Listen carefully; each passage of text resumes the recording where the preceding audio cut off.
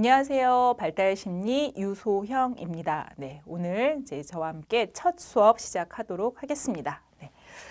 발달심리 이제 기초 부분부터 이제 시작을 좀 해보겠습니다. 제가 이제 OT 때 잠깐 말씀을 드렸었어요. 발달심리가 어떤 학문이다라는 부분 좀 말씀을 드렸는데요. 간단하게 다시 말씀을 드리면 인간이 이제 수정이 돼서 잉태되고 그 다음에 자라서 노년기를 거쳐서 죽음에 이르기까지의 전 과정을 연구하는 학문이다라고 말씀을 드렸었죠. 네, 이제 그 내용 기억을 하시면서 시작을 좀 해보도록 하겠습니다. 자, 그러면 사람이 이제 발달을 할 때, 어떤 특징을 가지고 발달을 하는지, 어떤 원리가 있는지 이런 것부터 좀 보도록 하겠습니다. 개념을 먼저 한번 잡고 가보도록 할게요. 자, 발달 이러면 이제 그럼 어디가 발달이 되는 것을 우리가 발달이라고 표현을 하는지. 신체적, 심리적, 그리고 사회 정서적인 부분이 전생에 걸쳐서 발달이 된다라고 나와 있습니다. 자, 우리가 몸이 커지는 것만을 발달이라고 표현하지 않는다고 말씀을 드렸어요. 그죠? 그리고 마음이 커지는 거, 그리고 사회적인 어떤 변화에 대응해 가는 거, 이런 것들이 모두 발달이라고 할 수 있는 거죠. 자, 그 다음에 발달은 체계적이고 연속적인 과정입니다. 어떤 원리가 있다라는 거예요. 그리고 꾸준하게 연결이 돼서 발달이 되어 간다라는 의미로 보시면 되겠습니다. 그리고 어떤 패턴이 있다. 발달해 가는 과정에 어떤 유사한 양상들이 있다라고 이해를 하시면 되겠고요. 그리고 비교적으로 지속적으로 꾸준히 일어나는 것이다. 우리가 발달해서 조금 구분해야 될 것 중에 하나는 뭐냐면 일시적으로 변화되는 것들이 있어요. 그런 것들은 우리가 발달이라고 표현을 하지 않습니다. 뭐 일시적으로 기분이 바뀐다든지 약물을 복용해서 내가 뭔가 좀 달라졌다든지 이런 것들은 발달이라고 하지 않습니다. 자, 그리고 하나 중요한 것이 있는데 발달은 상승되는 시기가 있고 감퇴되는 시기가 있어요. 예를 들어서 이제 아기가 점점점 자라면서 성인이 되어가는 과정들, 이거는 상승되어 가는 시기죠. 그죠? 하나의 온전한 이제 인간으로 점점 커가는 과정. 이건 상승되는 시기죠. 그런데 우리가 어느 정도 정점을 찍고 나면 그 다음엔 그죠? 감퇴되는 시기가 나오죠. 나이가 들어가면서 뭔가 퇴화되는 과정이 나오죠. 그런데 우리가 이 퇴화되는 과정도 발달에 속하는 부분이다라는 거 꼭 기억해 두시기 바랍니다. 자, 두 번째 우리 원리 부분으로 한번 가볼게요. 중요한 내용인데요. 자, 발달은 그러면 과연 어떤 원리로 이루어지는가 하는 것들 보겠습니다. 자, 분화와 통합의 과정이라고 이제 첫 번째 나와 있어요. 자, 분화라는 의미는 이제 쉽게 말해서 세분화된다라고 생각을 하시면 될 것 같아요. 예를 들어서 아기들이 처음에는 이제 손가락 잘 못 쓰죠. 그죠? 그래서 손 전체를 사용을 할 수가 있죠. 그런데 조금 더 시간이 지나면서 손가락을 쓸 수 있게 되는 거죠. 이런 것들 분화된다라고 생각을 하시면 돼요. 그래서 분화와 통합의 과정이 반복적으로 일어나는 과정이다. 자, 개인차가 존재한다. 아까 발달 개념에서 연속적으로 체계적으로 발달이 이루어진다라고 말씀을 드렸는데요. 어떤 기준이 정해져 있어요. 발달은 이것이 발달되고 나야 그 다음 것이 발달된다라고 하는 어떤 기준들이 정해져 있어요. 이거는 변동이 없죠. 예를 들면 아기가 일어서기를 할 수 있어야 걷기가 되는 거죠. 설 수 없는데 걸을 수가 없어요. 그죠? 이건 바뀔 수 없죠. 걷고 나서 서기 이런 거 말이 안 된단 말이죠. 자, 그런데 원리 중에서 개인차가 존재한다라는 의미는 뭐냐면 이 시기를 이제 이 과정들은 반드시 거치기는 하는데 어떤 친구들은 조금 빨리 할 수도 있고요. 어떤 친구는 조금 늦게 할 수도 있어요. 그거는 아이의 특성에 따라 조금 다를 수 있다. 개인차가 존재한다라는 의미고요. 결정적 시기가 존재한다라는 이제 말이 나오는데요.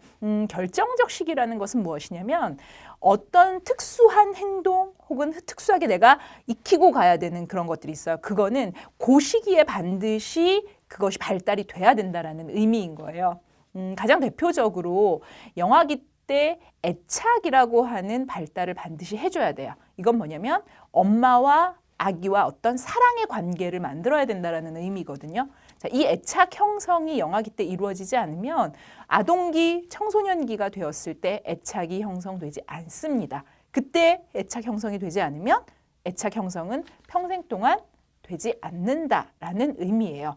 자, 이 애착 같은 경우에는 이제 뒤에서도 나오지만 사실은 어릴 때 형성이 되지 않으면 성인이 됐을 때 굉장히 여러 가지 사회적인 어려움을 겪으면서 생활을 해야 되는 부분이라 사실 굉장히 중요한 발달 단계이기도 합니다. 뒤에 나오는 그 발달의 특성에서 적기성이라고 하는 부분이 나오는데 바로 이 결정적 시기라는 거하고 굉장히 유사한 의미로 좀 생각을 해주시면 될 것 같습니다. 자, 다음은 유전 및 환경과의 상호작용이라고 했어요. 자, 이제 초기의 발달 학자들 같은 경우에는 유전이야.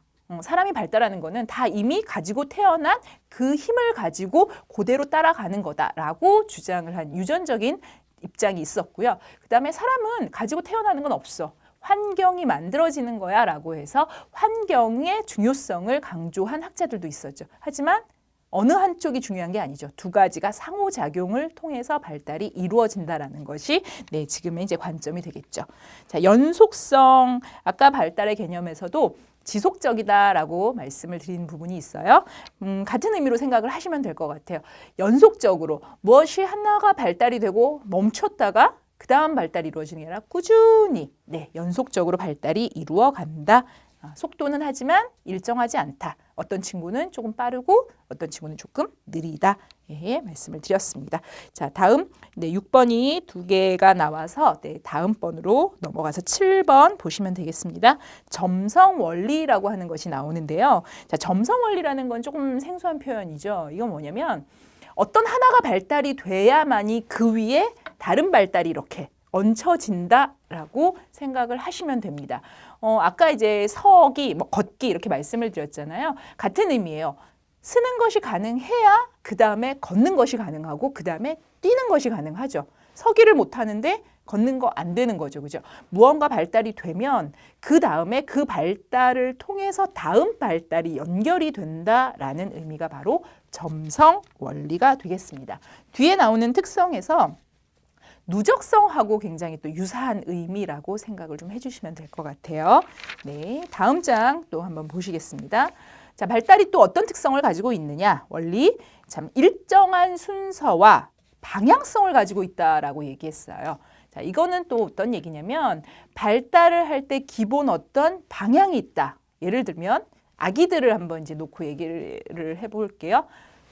두부가 먼저 발달을 합니다. 그리고 나서 점점 아래로 발달이 내려가게 돼요. 그래서 아기들은 보면 두뇌 굉장히 크죠. 거의 이제 4등신이라고 우리가 표현을 해요. 그래서 머리가 전체 몸의 한 4분의 1 정도의 사이즈를 가지고 있고요. 성인 같은 경우에는 8분의 1 정도가 되죠. 그죠? 그러다 보니까 아기들은 사실 다른 부위에 비해서 두뇌가 성인하고 굉장히 어떤 발달 전체에 놓고 봤을 때는 굉장히 많은 발달이 이미 이제 아기 때 이루어진다라고 이제 볼 수 있어요. 그래서 두부에서 먼저 발달이 일어나고 하부로 내려간다. 이렇게 보시면 될 것 같고요. 그다음에 중심에서 말초로 간다. 말씀드린 것처럼 아까 손가락을 먼저 쓸 수 없죠. 그죠? 손을 쓰고 나야 그다음 손가락 발달이 이루어진다. 그리고 전체 활동에서 특수 활동, 그리고 미분화 운동에서 분화 운동으로 이제 진행이 된다라고 이제 나와 있습니다. 이 얘기는 미분화 운동이 분화 운동으로 간다. 쉽게 말하면 세분화된다라는 걸로 이해를 하시면 될 것 같아요. 자, 처음에 우리가 아기들이 이제 큰 구멍에 블럭은 끼울 수가 있어요. 그죠? 이걸 이렇게 잡는 거, 이런 거 가능하니까. 자, 그런데 그 아기들한테 단추를 주고 끼우라 그러면 못 끼우죠. 그죠? 이거는 어느 정도 발달이 진행이 돼야 단추 끼우기가 가능하죠. 소근육이 발달이 돼야 되니까. 그래서 분화가 된다라는 의미는 이렇게 뭐냐면 주먹을 쓸 수 있던, 손 전체를 쓸 수 있던 발달이 그 다음에 세분화되어서 손가락을 쓸 수 있게 이렇게 분화가 되어 간다. 디테일해져 간다. 이렇게 의미를 보시면 될 것 같습니다. 네. 자, 다음 특성으로 한번 넘어가 볼게요. 자, 기초성이라는 말이 나와 있습니다. 자, 이 기초성은 뭐냐? 발달의 과업들이 대부분 초기에 이루어진다는 거죠. 그죠? 우리가 이제 성인이 됐을 때랑 아동기 때 이렇게 보면 행동적인 부분에 있어서는 사실은 아이 때 많은 부분들이 발달이 이루어진 거죠. 그죠? 그때 어릴 때 그 분화, 발달이 대부분 많이 이루어진다라는 의미가 되겠습니다. 그래서 이때 발달이 제대로 이루어지지 않으면 성인이 됐을 때 굉장히 어려움이 생기겠죠. 자, 그리고 적기성. 아까 결정적 시기 말씀드렸어요. 이 적기성하고 같은 의미로 보시면 되겠습니다. 그때 발달해야 되는 것은 그때 발달을 해줘야만 한다. 자, 불가역성 있습니다. 자, 한 번 발달이 잘못됐어요. 그러면 다시 되돌려서 발달을 다시 시킬 수는 없다. 한 번 발달이 잘못되면 그건 그대로 끝이다. 이런 의미로 보시면 되고요. 자, 누적성은 아까 점성 원리 말씀드렸죠. 하나의 발달이 이루어지면 그 발달 위에 다른 발달이 얹혀지고 또 그 발달을 통해서 다른 발달이 이렇게 올라간다고 말씀드렸어요. 점성 원리가 바로 이 누적성입니다. 그래서 하나의 발달에 어떤 결손이 생겨버리면 다음 발달이 당연히 안 되는 거죠. 그죠? 그래서 초기에 발달돼야 되는 그 시점에 발달되는 것이 굉장히 또 중요한 것이 되겠죠. 그걸로 끝나는 것이 아니기 때문에 상호 관련성이라고 있습니다. 자, 발달은 독자적으로 이것이 하나 발달이 되는 것으로 끝나는 것이 아니라 이 발달은 다른 발달에도 영향을 미친다는 거예요. 예를 들면 귀가 안 들리는 상태로 태어났다. 라고 생각을 한번 해봅시다. 자, 그러면 귀가 안 들리는 것으로 끝나는 게 아니라 뭐에도 영향을 미칠까요? 그쵸. 말을 할 수가 없죠. 들려야만이 그 들은 걸 가지고 우리가 학습을 하는데 듣지를 못하니까 말을 할 수 없단 말이죠. 그래서 이 상호 연관성이라는 건 뭐냐면 내가 한쪽의 발달이 잘 안 되면 다른 발달까지도 영향을 미친다라는 의미입니다. 네, 조금 표현들이 조금 어렵죠. 그죠? 비슷비슷하면서 그래서 원리 그리고 특성 부분들은 용어들을 조금 기억을 해 두시는 것이 좋습니다. 여기서 뭐 다음 표현이 뭐 잘못된 것은 이런 문제들 나올 수 있거든요. 그래서 그렇게 기억을 해 주시면 좋죠. 자, 그래서 특성에 대한 발달의 특성에 대한 부분을 한마디로 요약을 하면 이렇게 말할 수 있어요. 발달이 돼야 하는 시기에 잘 발달돼야 된다. 우리가 어떤 행동, 특성들이 그 시기에 잘 발달이 돼야만 한다라는 것을 한마디로 말씀드릴 수가 있습니다. 자, 발달과 유사한 개념은 제가 이제 OT 시간에 잠깐 말씀드렸던 부분인데요. 간단하게 말씀을 드리고 좀 넘어갈게요. 성숙, 학습, 성장이라고 좀 나와 있습니다. 자, 성장부터 한번 볼게요. 성장은 몸이 커지는 거예요. 쉽게 말하면 사이즈가 그냥 변하는 거죠. 우리가 애기들하고 이제 우리하고 몸을 좀 비교를 해보면 뭐 사실은 구조가 똑같죠. 다리 2개, 뭐 팔 2개, 귀 2개, 뭐 다 똑같죠. 사이즈가 좀 작을 뿐이죠. 자, 이렇게 똑같은 몸이 그냥 그대로 신체만 커지는 것을 우리가 성장이라고 표현을 합니다. 자, 학습은 무언가 새로운 것을 배워서 내 안에 집어넣는 거죠. 그러다 보니까 학습은 내적인 변화가 일어나는 것을 학습이라고 얘기를 합니다. 자, 성숙은 그러면 뭐냐? 학습과 성장이 합쳐진 거라고 보시면 돼요. 양적으로도 커지지만 내적으로도 같이 커지는 의미가 되는 거죠. 그러니까 사람이 성장만 하면 안 되겠죠. 성숙한 사람이 돼야 된다라는 말 많이 들어보셨죠? 네, 이런 의미가 있다라는 거 기억을 좀 해주시고요. 연령별로 이제 발달 시기를 보면 어느 연령대에 우리가 이 칭하는 이름들이 좀 있어요. 뭐 예를 들어서 태내기 그러면 이제 수정이 엄마 뱃속에서 수정이 돼서 출산이 될 때까지 그거를 이제 우리가 태내기라고 부른다. 그리고 태어나서 2주까지를 신생아기라고 표현을 한다. 그리고 또 신생아기부터 2살까지 영아기. 자, 그다음에 유아기는 초등학교 이제 들어가기 한 직전까지 유치원 시기까지라고 이렇게 이해를 하시면 될 것 같아요. 그리고 아동기는 보통 초등학교 다닐 때까지를 아동기라고 얘기를 합니다. 그래서 우리가 아동이라고 얘기하면 아, 초등학생이구나 이렇게 기억하시면 되겠죠. 자, 그다음에 청소년기는 사춘기 청소년들 딱 떠오르시잖아요. 그죠? 그래서 대학생 정도까지 한 22, 3살 정도 나이까지를 청소년기로 부른다. 성인 초기는 40세 정도까지를 보고요. 성인 중기는 그 이후부터 한 60에서 65세 정도. 자, 그 이후는 이제 우리가 성인 후기, 노년기라는 표현을 사용합니다. 그러면 우리가 이렇게 이제 구분을 했어요. 발달 시기별로 뭐 영아기니 유아기니 이렇게 구분을 했어요. 자, 그럼 이걸 구분을 한 거에도 뭔가 이유가 있겠죠. 그 시기마다 발달해야 되는 내용들이 있어요. 자, 하비거스트라고 하는 이제 이 심리학자가 발달 과업이라는 말을 써서 그 연령대 아이들은 어떤 발달을 해 가야 된다라는 것들을 설명을 했습니다. 그래서 각 단계마다 쉽게 말하면 각 연령마다 이제 이루어져야 되는 성취해야 되는 발달 과업 조금 표현이 거창하죠. 과제 뭐 이렇게 생각하시면 될 것 같아요. 자, 어떤 것들이 있는지 한번 간단하게만 좀 볼게요.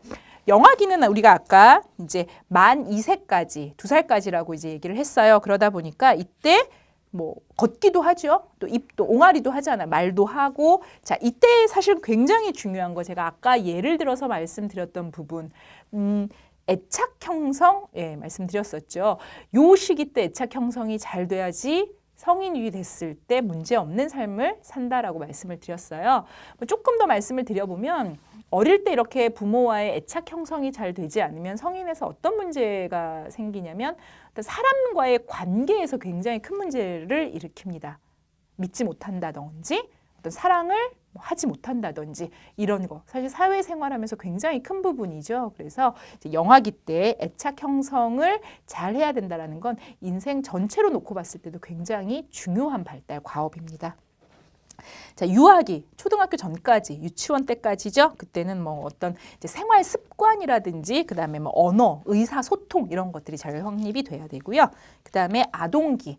초등학교 때까지라고 말씀드렸습니다. 자, 요때는 이제 아무래도 학교 생활, 단체 생활을 주로 하는 시기다 보니까 아무래도 관계 형성에 대한 부분이 굉장히 중요합니다. 그리고 어떤 규칙이라든가 도덕성, 가치관들이 생기는 시기라고 보시면 되겠죠.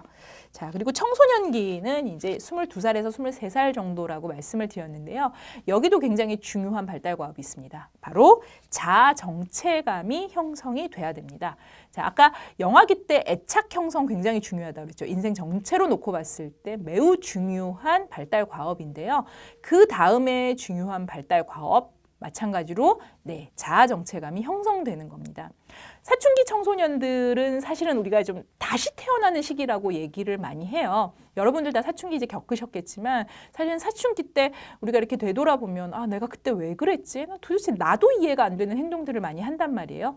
두뇌 구조 자체가 새롭게 정립이 되는 시기예요. 그래서 다시 태어나는 시기가 되는 거거든요. 그래서 이때 자아 정체감을 굉장히 잘 만들어야만이 내가 성인이 됐을 때 얼마나 괜찮은 사람이냐, 바른 사람이냐, 올바른 사람이냐로 자랄 수가 있고 그 이후의 삶을 살 수가 있는 겁니다. 그래서 사춘기 때 자아 정체감 형성 매우 중요한 발달 과업이라고 할 수 있습니다. 장년기를 또 한번 볼게요. 장년기라는 것은 이제 본격적으로 이제 대학 졸업하고 그 이후에 내가 뭔가 나의 독자적인 삶을 살아가는 시기가 되는 거죠. 그래서 이때 가장 중요한 것은 사랑과 바로 직업입니다. 사랑이라는 거는 가정을 형성한다라는 의미까지도 이제 포함을 할 수가 있겠죠. 그래서 장년기 때 가장 큰 이제 우리가 성인 발달에서 가장 큰 두 가지 발달 과업이라는 표현도 쓰는데요. 그때 사랑과 일, 이 두 가지 네, 중요합니다. 자, 그리고 노년기. 이제 노년기는 사실은 이제 어떤 사회생활에서 내가 경제적인 부분, 경제 활동에서 이제 한 걸음 뒤로 물러나는 시기가 되죠. 그래서 어떤 내가 그동안 해왔던 여러 가지 일들을 뭐 이제 자식들에게 다 넘겨준다거나 뭐 이런 이제 삶을 사는 이제 시기가 노년기가 되는 건데요. 그러다 보니까 이제 건강 관리라든가 그리고 좀 마음 아픈 얘기이기도 하지만 죽음에 대한 부분 이런 부분들도 내가 좀 준비를 하고 있어야 되는 시기라고 합니다. 자, 하비거스트가 얘기한 이 발달 과업들, 네, 뭐 사실 이걸 막 외워야 된다라는 의미보다는 이제 내가 이미 거친 과정들이 있잖아요. 그거 한번 생각을 하시면서 이해하고 넘어가시면 네, 될 것 같습니다. 자, 다음 발달 심리학에 대한 내용 나와 있는데요. 요거는 앞에서 설명드렸던 부분이 있으니까 여러분들 한번 읽어보시는 걸로 좀 넘어가도록 할게요. 자, 마지막에 근데 발달 심리학 개념 중에서 5번에 규준적 발달과 개별적 발달을 진단한다라는 표현이 있어요. 이 표현, 그 단어에 대한 설명만 조금 드리도록 할게요.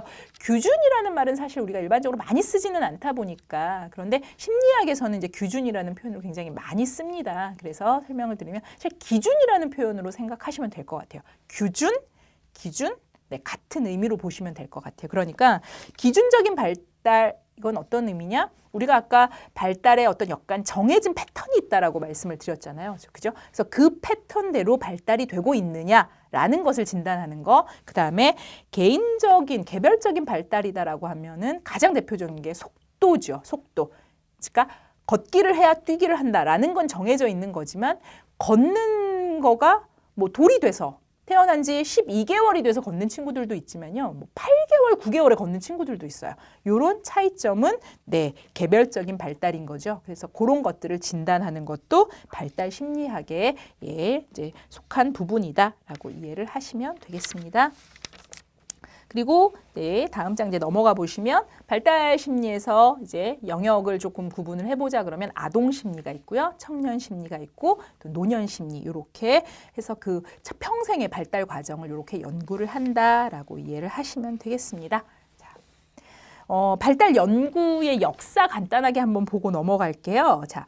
17세기 이후에 대한 얘기가 이제 좀 나와 있는데요. 17세기 이전에 대한 부분 간단하게 좀 말씀을 드리면 이제 교재에서 나와 있는 내용은 아닌데, 자, 17세기 이전에는 아동이 어떤 존재냐라고 이해를 했냐면 성인의 축소판이라고 이해를 했어요.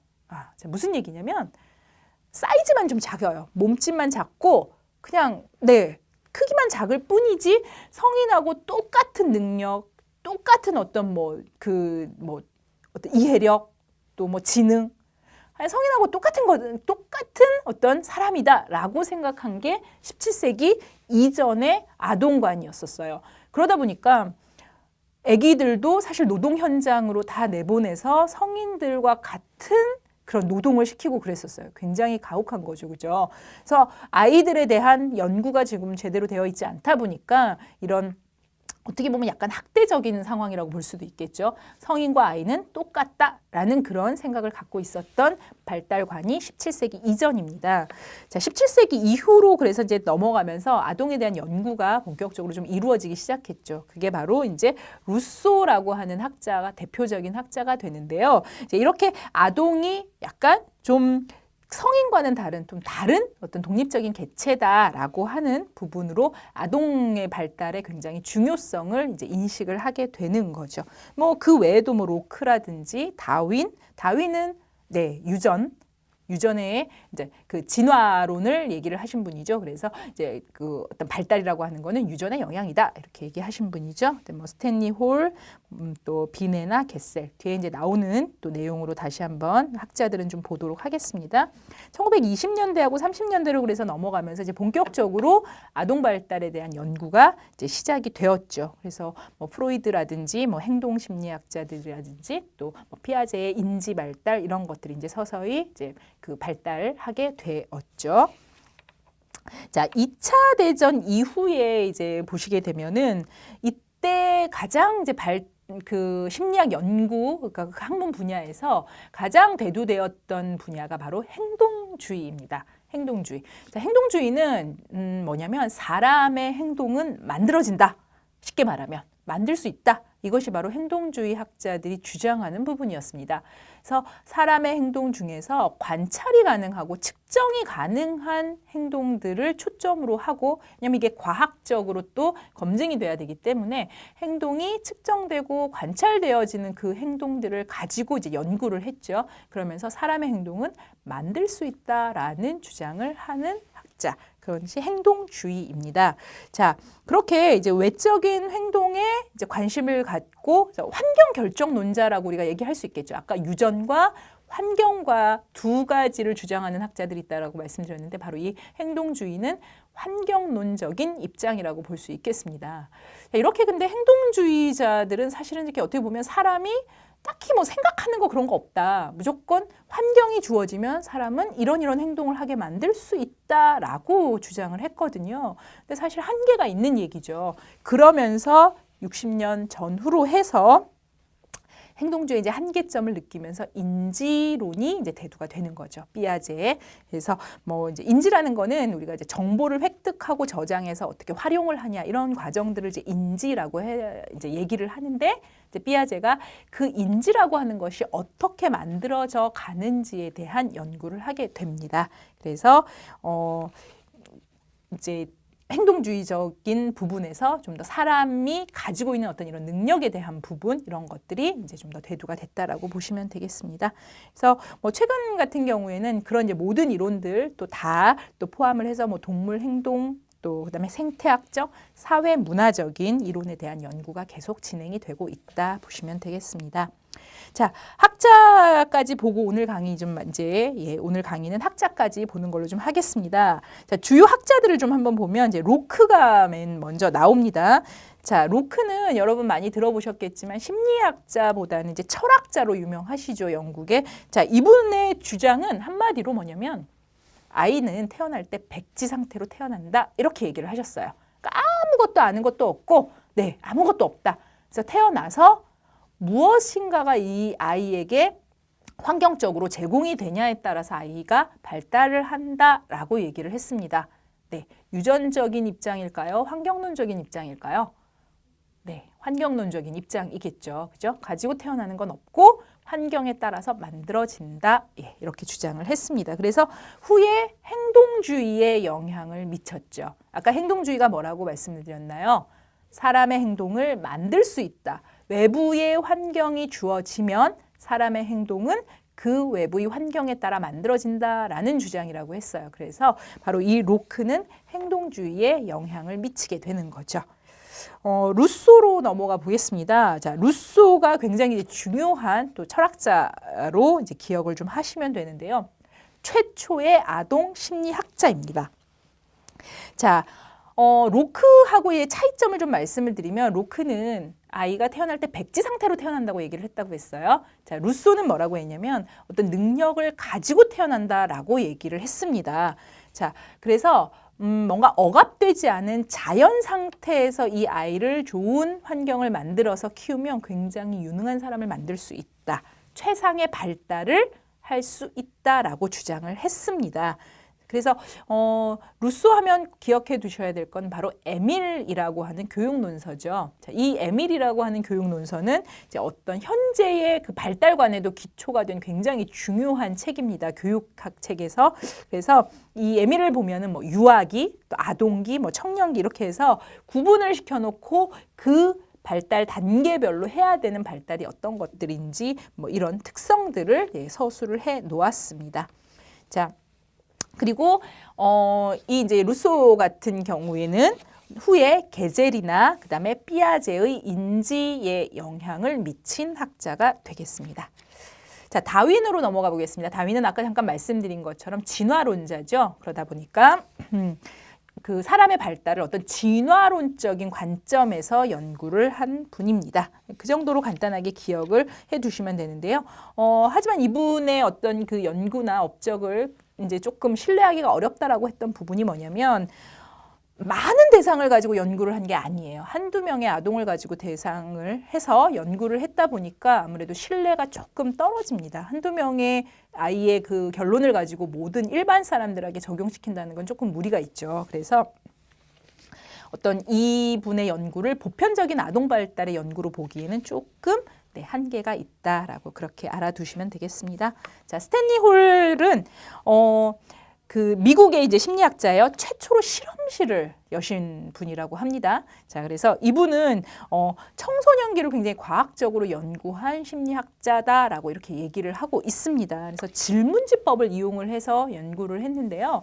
질문지의 내용을 간단하게 좀 하나만 소개를 시켜드리면 어떤 내용이냐면 네가 읽은 책 중에서 가장 네가 닮고 싶은 사람에 대해서 한번 써봐라. 뭐 이런 내용이 들어있다라고 얘기를 합니다. 네, 그래서 실험실을 최초로 열었다 보니까 객관적인 그런 이제 과학적 연구를 했다 이렇게 얘기를 하고 있습니다. 다음은 비뇌. 자, 여러분 비뇌는 혹시 좀 들어보신 분들 좀 계실 것 같아요. 자, 비뇌의 가장 유명한 우리가 알고 있는 업적은 바로 IQ 검사지를 만들었다라고 하는 거죠. 여러분들 IQ 검사 다 해보셨죠? 이렇게 뭐 같은 그림 찾기라든가 뭐 이렇게 이런 것들이 있었죠, 그죠? 그게 바로 이제 비뇌가 만든 IQ 검사지예요. 프랑스의 이제 심리학자입니다. 그래서 이분이 이제 그 IQ 검사지, 지능 검사지를 만들어서 실질적으로 교육 환경에 적용을 시켰었고요. 그리고 뭐 아동의 지능이나 성격, 능력 이런 것들의 평가 도구로 활용을 했습니다. 자, 마지막으로 게젤이 나옵니다. 자, 게젤은 의학을 전공을 또 하신 분이에요. 굉장히 예전에는 보면 한 가지 학문만 하신 분들이 별로 없는 것 같아요. 그죠? 막 철학이면서 심리학, 의학도 하면서 또 뭐 혹은 수학자이면서도 철학을 하고 뭐 이런 분들 굉장히 많으시죠. 자, 게젤은 그래서 심리학과 의학을 모두 전공하신 분인데요. 그러다 보니까 아무래도 의학을 전공했다 보니까 이분은 어떤 외적인 이런 발달에 대한 관심이 굉장히 크셨고 과학적으로 검증된 이런 내용들을 많이 발표를 하셨습니다. 그래서 아동의 발달 과정을 객관적으로 검토를 좀 할 수 있었다라고 좀 보시면 될 것 같아요. 그래서 신체 발달의 기본 방향을 좀 설정을 해주셨는데요. 여러분들 어렸을 때 아마 가셔서 기억이 안 나실 수도 있는데 소아과에 가보시면 그 큰 이렇게 표가 있어요. 거기에 몇 개월에 키는 몇 센치 정도가 평균이고 뭐 몇 개월, 몇 세에는 뭐 키가 얼마 또 뭐 몇 세에 몸무게가 얼마 이렇게 되어 있는 그 표가 있습니다. 바로 그거를 게젤이 만들었다라고 이렇게 보시면 될 것 같아요. 그 옛날에 굉장히 대단한 일을 하신 거죠. 그렇죠? 예. 그래서 이분이 하신 얘기가 우리가 아까 발달 중에서 일정한 순서와 방향이 있다라고 얘기를 했었어요. 그래서 뭐 상부에서 하부로 발달이 된다, 중심에서 말초로 간다 이런 이제 발달 원리가 있는데, 네, 바로 게젤이 그런 얘기를 했습니다. 동일한 어떤 순서를 거치기는 하지만 성장 속도는 다르다. 자, 그리고 그 동일한 순서라고 하는 것이 바로 그겁니다. 상부에서 하부, 중심에서 말초 이렇게 발달을 한다라는 의미가 되고요. 그 다음에 하나 또 중요한 얘기는 아이마다 이제 성장 속도가 조금 다르죠. 어떤 친구는 빨리 좀 성장하고 어떤 친구는 조금 느리게 성장하고 바로 이런 차이점들은 아동의 기질에 따라서 결정이 된다라고 얘기를 했습니다. 뒷부분에 가면 다시 한번 또 이 학자들에 대한 얘기가 나오니까요. 그때 조금 더 자세하게 얘기를 하면 또 될 것 같습니다. 자, 오늘 1강 가볍게 다시 한번 훑어보면서 마무리를 좀 지어볼게요. 자, 발달의 개념 한번 꼭 기억을 하시면 좋겠습니다.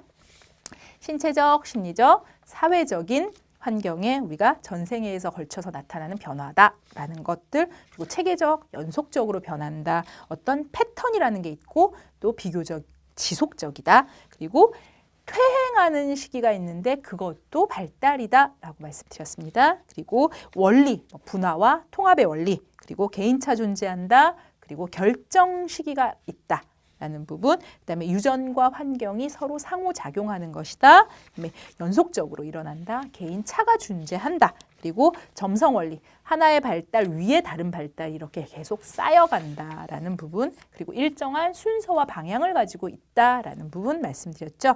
그리고 특성은 기초성, 초기에 어떤 발달이 대부분 이루어진다라는 거, 그리고 이제 적기성, 결정적 시기와 같은 의미, 그리고 불가역성, 한번 발달하면 다시 되돌릴 수 없다라는 거, 그리고 누적성, 점성 원리 같은 거죠. 쌓여간다라는 거, 그다음에 상호 관련성, 하나가 발달이 잘못되면 다른 발달에까지 영향을 미친다라는 것들, 그거 기억을 하시면 좋겠고요.